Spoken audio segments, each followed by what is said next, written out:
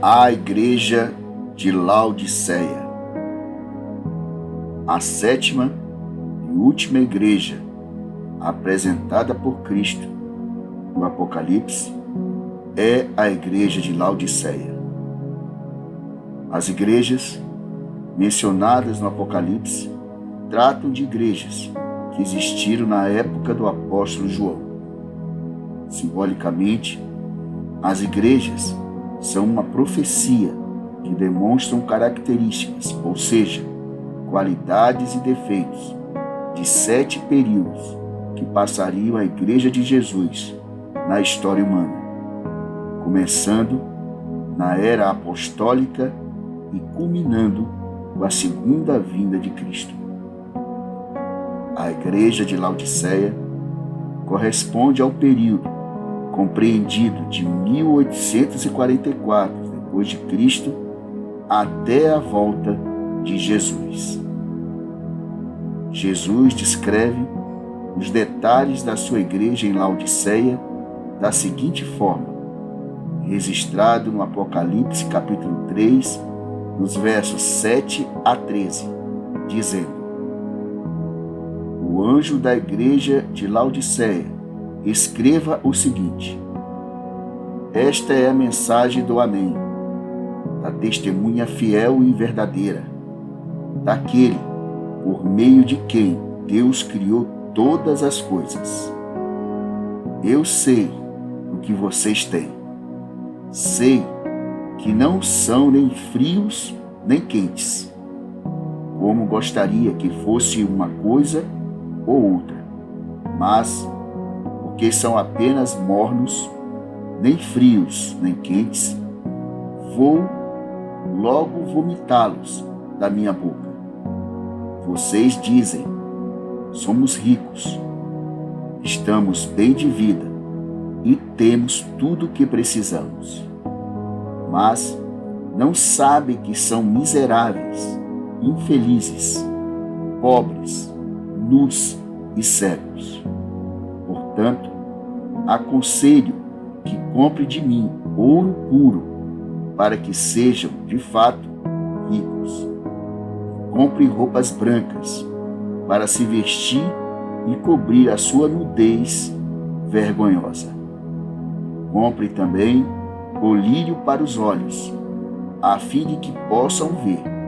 Eu corrijo e castigo todos os que amo.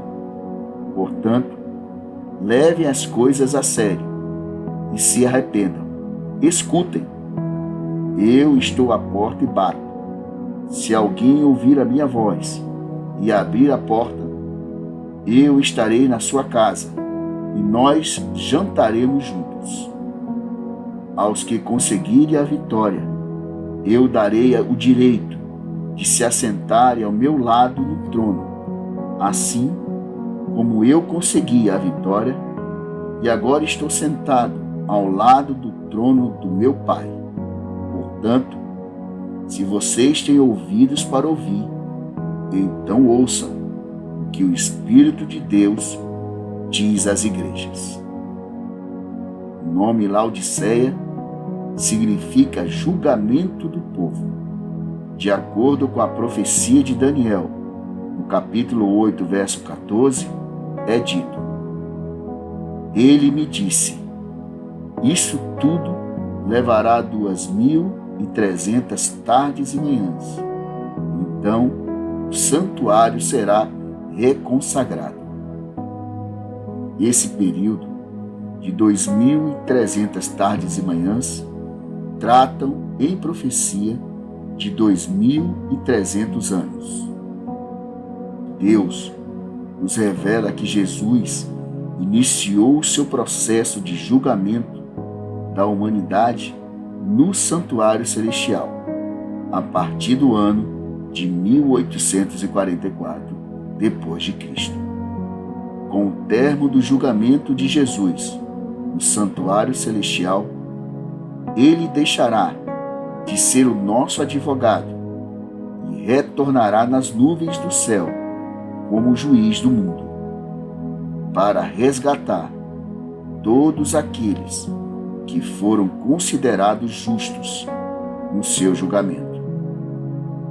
Laodiceia coincide com a proclamação da marca da besta, registrado no livro do Apocalipse, no capítulo 13.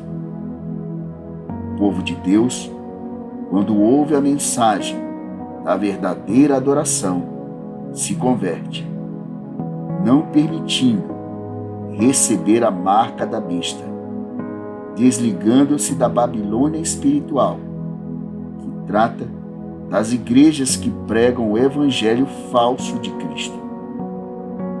No entanto, a profecia indica que Babilônia espiritual tem filhas, que são igrejas que seguem a mesma doutrina da igreja mãe, conforme relatado no Apocalipse capítulo 17, verso 5, dizendo: o nome escrito na testa dela era um mistério. Babilônia, a grande, a mãe das prostitutas e das abominações da terra. No período de Laodiceia, as igrejas reformadas também caíram em apostasia, isto é, se afastaram dos caminhos de Deus, não seguindo os seus mandamentos. Por isso que Jesus alerta o povo de Deus para que saiam rapidamente dessas igrejas que se afastaram dos mandamentos de Deus, para que não recebam as pragas, conforme relatado em Apocalipse capítulo 18, verso 4, dizendo: então ouvi outra voz do céu que dizia: saiam dela, vocês, povo meu, para que vocês não participem dos seus pecados, para que as pragas que vão cair sobre ela não os atinjam. O apóstolo Paulo apresenta a situação dos cristãos, tanto os vivos como os mortos, que foram considerados justos no julgamento de Jesus, quando da segunda volta, relatando em 1 Tessalonicenses, capítulo 4, verso 15, quando nos diz: dizemos a vocês, pela palavra do Senhor, que nós, o que estivermos vivos, os que ficarmos até a vinda do Senhor, certamente não precederemos os que dormem. Pois, dada a ordem, com a voz do arcanjo e o ressoar da trombeta de Deus, o próprio Senhor descerá do céu, e os mortos em Cristo ressuscitarão primeiro. Depois, os que estiverem vivos, seremos arrebatados juntamente com eles nas nuvens, para o encontro com o Senhor nos ares. E assim estaremos com o Senhor para sempre.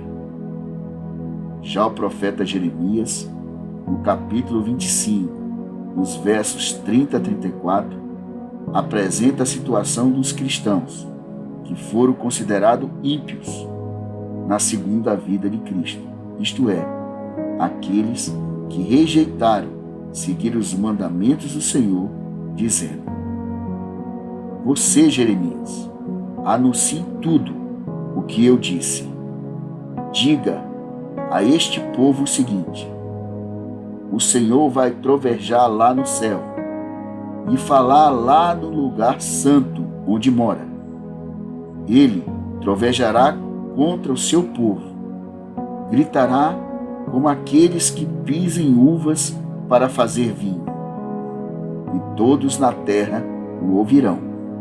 O estrondo será ouvido no mundo inteiro, pois Deus tem uma acusação para fazer contra as nações. Ele julgará todas as pessoas e matará os maus. O Senhor Deus está falando. O Senhor Todo-Poderoso diz que a desgraça passará de uma nação para outra e que uma grande tempestade está se formando nos fins da terra. Naquele dia, os corpos daqueles que o Senhor matou serão espalhados pelo mundo inteiro. Ninguém chorará por eles. Os corpos deles não serão recolhidos, nem sepultados. Ficarão largados no chão, como esterco. Vocês, autoridades, gritem. Vocês que guiam o rebanho do meu povo, gritem bem alto. Chorem e rolem no pó. Chegou a hora de vocês serem mortos. Vocês cairão mortos, como se fossem carneiros escolhidos. Na segunda vinda de Cristo, os cristãos verdadeiros, os mortos e os vivos, receberão a imortalidade eterna na primeira ressurreição. Já os ímpios, vivos e mortos, receberão pena de morte eterna na segunda ressurreição. Pense nisso.